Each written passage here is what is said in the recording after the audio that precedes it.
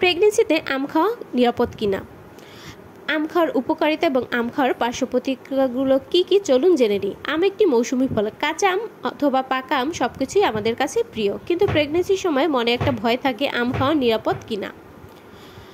প্রথমে জানি আম খাওয়ার উপকারিতা। আমে প্রচুর অ্যান্টিঅক্সিডেন্ট রয়েছে যা আমাদের শরীর দুর্বল হয়ে পড়লে শক্তি যোগায়। এছাড়াও ভিটামিন এ, ভিটামিন সি এবং ভিটামিন ডি রয়েছে। এর সাথে সাথে পটাশিয়াম এবং ফাইবার খুব বেশি পরিমাণে রয়েছে। প্রেগনেন্সিতে কনস্টিপেশনের সমস্যা হয়ে থাকে, আম খেলে এই সমস্যা দূর হয়। এবং পাকা আমের জুস খেলে আমাদের ইমিউনিটি পাওয়ার বাড়াতে সাহায্য করে। এত কিছু উপকারী আমরা আম থেকে পেয়ে থাকি, যে কারণে প্রেগনেন্সিতে আম খাওয়া জরুরি। আপনি নিশ্চিন্তে আম খেতে পারেন এবং আমের তৈরি সব কিছুই খেতে পারেন, আচারও খেতে পারেন। প্রেগনেন্সিতে আম মায়ের জন্য এবং বাচ্চার জন্য দুজনের জন্যই উপকারী।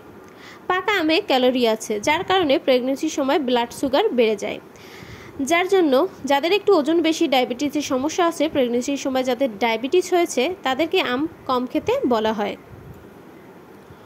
চেষ্টা করবেন এমন অবস্থায় 1 থেকে 2টি আম খাওয়ার এবং দিনের বেলায় আম খাওয়ার। রাতের বেলায় অথবা ঘুমানোর আগে আম খাবেন না। প্রেগনেন্সিতে অনেকেই কাঁচা আম খেতে ইচ্ছে করে। কাঁচা আম খুব বেশি পরিমাণ খেলে পেটে ব্যথা হতে পারে, তাই প্রেগনেন্সির সময় একটার বেশি কাঁচা আম না খাওয়াই ভালো।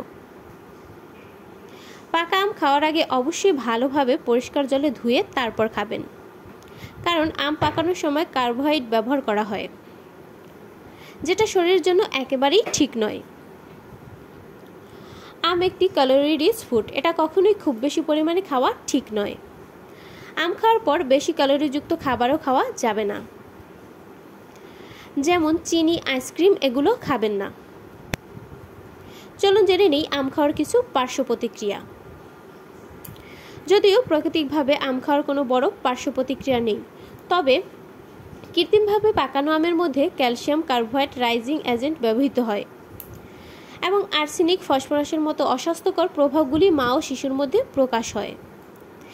এখানে কৃত্রিমভাবে পাকানো আম খাওয়ার কয়েকটি পার্শ্ব প্রতিক্রিয়া তুলে ধরা হলো, যেমন ডায়রিয়া, মাথা ঘোরা, মাথা ব্যথা, ঘুম ঘুম ভাব, হাত ও পায়ে শীর্ষের অনুভূতি, মুডসুইং ইত্যাদি সমস্যা দেখা দিতে পারে। অবশ্যই হবু মায়েরা আম খাওয়ার আগে বাজার থেকে কিনে আনা আম খাওয়ার আগে 1 ঘন্টা আগে ভিনেগার বা লবণ জলে ভিজিয়ে রাখবেন কিছুটা সময়। আপনার কাছে আম খেতে কেমন লাগে অবশ্যই কমেন্ট করে জানাবেন। আপনার প্রেগনেন্সি জার্নি ভালো কাটুক।